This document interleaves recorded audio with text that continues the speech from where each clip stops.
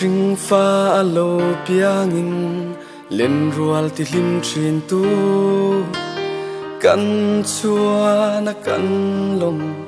shrei don tuai te tlum te a ianga an so yan dua sak ming po a kau phalo dua ta ti hial kha nun rong thi nakut votin amanta mo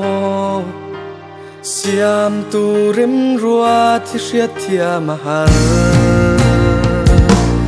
kam ngai che tua ta lo kiro sing rama hia i thai le sei cho riang tur hi don vela ilen rua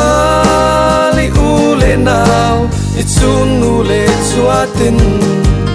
ngain kan au bang long che ilim tha thir alen rual ten kan him pui thin a fam ta mai hi ama wanga kan him ni ten zamwal liam mai tur hi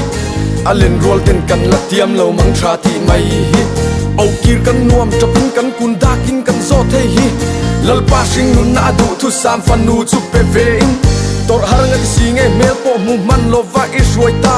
han thir ta che lei nat lo vem nia thai riang chan reng hi nem thiam reng kan om bik si lo zo fam nu ngai wang an tra hi lalpa she thiam har kan ti tra le lung ngai na ten min fan sing nun par tan chung rei si lo rin lo thi na chuan an man adam nan ti thei kan nei si lo thin lung liamin min fan lung oi the lo shil kan hei in thin la ya hian in min fan dam run poi tan bel mana om ve si lo fam mo chen pa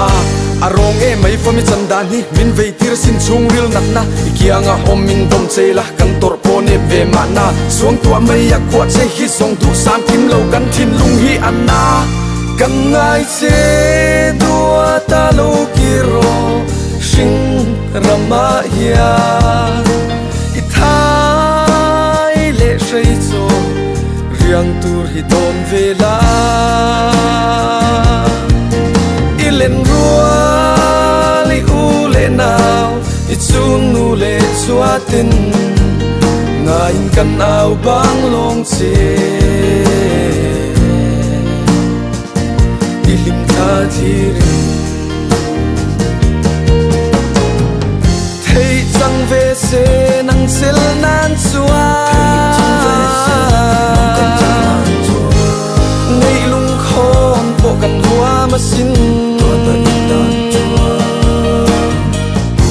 ma se hun reng om ve si lo kan ngai se dua ta lo kiro sing rama hian i thai le sei choi riang tur hi don vela ilen rua li u le nào i chun nu le chuatin ngain kan au bang long che ilim tha thir